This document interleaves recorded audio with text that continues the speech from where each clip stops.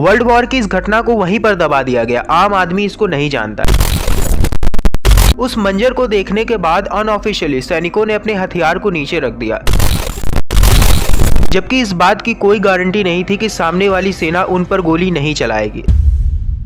इस घटना को देखकर लगता है कि इंसानियत अभी भी जिंदा है।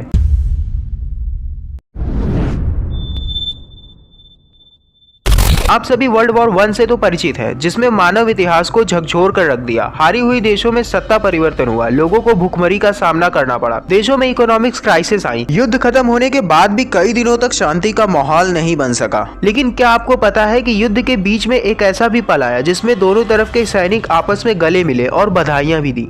28 जुलाई 1914 को जब युद्ध की शुरुआत हुई, तब किसी को यह अंदाजा नहीं था कि यह युद्ध 4 सालों तक चलेगा। लोगों को लगा कि बस यूं ही कुछ दिनों की बात है, थोड़ी सी झड़प के बाद सब ठीक हो जाएगा और सब लोग अपने अपने घर चले जाएंगे, और यही दोनों आर्मीज को भी बताया गया था। लेकिन धीरे धीरे यह युद्ध विकराल रूप लेता गया। शुरू के 8 हफ्तों तक युद्ध खूब जोरों शोरों से चला। फ्रेंच और ब्रिटिश आर्मी साथ मिलकर जर्मन आर्मी के अटैक को बेल्जियम से रोक रही थी। फ्रेंच और ब्रिटिश आर्मी के अटैक की वजह से जर्मन को पीछे हटना पड़ा। जर्मन अब ऐशने की धरती पर थे। दोनों तरफ से अब बराबरी का युद्ध हो रहा था। काफी लोग मारे जा चुके थे। दुश्मन को चकमा देने और सैनिकों को सुरक्षित रखने के लिए दोनों तरफ के सैनिकों ने जमीन पर लंबा गड्ढा खोदकर छुपने की जगह बना ली थी, जहां छुपकर दोनों सेनाएं एक दूसरे पर फायरिंग करती थी। सर्दी के दिन और कभी कभी बारिश होने की वजह से गड्ढों में पानी भर जाता था। हालात इतने बदतर थे कि एक पल के लिए भी कोई सैनिक बाहर नहीं निकल सकता था। अगर कोई सैनिक गड्ढे से बाहर झांकता भी तो दुश्मन के स्नाइपर से बच नहीं पाता था। दिसंबर का मंथ शुरू हुआ, जहां आज के समय में लोग दिसंबर आते ही क्रिसमस की तैयारी शुरू कर देते हैं। वहीं उस समय लोग हताश उदास बैठे थे। कोई घर से अपनों को याद कर रहा था तो कोई जंग के मैदान से अपने घर को याद कर रहा था। लोगों ने सरकार से मांग की कि क्रिसमस भर के लिए यह युद्ध रोक दिया जाए, ताकि वह अपनों से मिलकर उनके साथ समय बिता सके। कहा जाता है बेनेडिक्ट 15, जो कि उस समय कैथोलिक चर्च के हेड थे,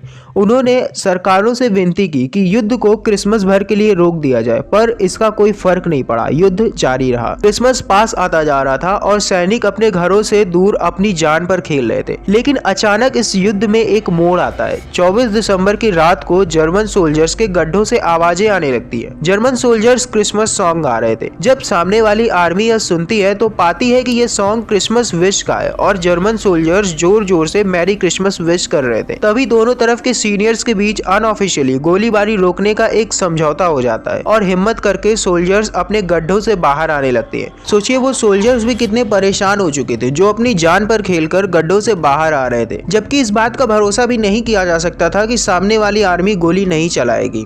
दोनों तरफ के सोल्जर्स अब बाहर आ चुके थे और एक दूसरे को क्रिसमस विश कर रहे थे। फ्रेंच और जर्मन सोल्जर्स आपस में काफी घुल मिल गए। इन लोगों ने एक दूसरे से बातें की, न्यूज़पेपर एक्सचेंज किए। क्रिसमस को इवनिंग में सभी सैनिकों ने मिलकर सॉन्ग गाए और खाने पीने के सामान एक दूसरे से शेयर किए। अगले दिन दोनों तरफ के सोल्जर्स में फुटबॉल मैच भी खेले गए, लेकिन हाई कमांड को यह बातें खटक रही थी। वो नहीं चाहते थे कि ये रिलेशन और बढ़े, इसलिए सोल्जर्स को पनिशमेंट भी मिली, ताकि ऐसा दोबारा कोई सोल्जर ना करे। मीडिया में भी काफी मजाक बनाया गया, लेकिन यह दिन इतिहास के पन्नों में दर्ज हो गया। इस अनऑफिशियल समझौते को क्रिसमस ट्रूस 1914 के नाम से जाना जाता है। आज के इस वीडियो को यहीं पे खत्म करते हैं। अगर आपके चैनल से रिलेटेड कुछ सुझाव है तो हमें नीचे कमेंट में बताइए। इसके अलावा अगर वीडियो पसंद आता है तो वीडियो को लाइक कीजिए और अपने दोस्तों के साथ शेयर कीजिए, और अगर चैनल पे नए हैं तो चैनल को सब्सक्राइब कर लीजिए और बेल आइकन को प्रेस कीजिए, ताकि आपको मिले हमारे वीडियोस की नोटिफिकेशन सबसे पहले।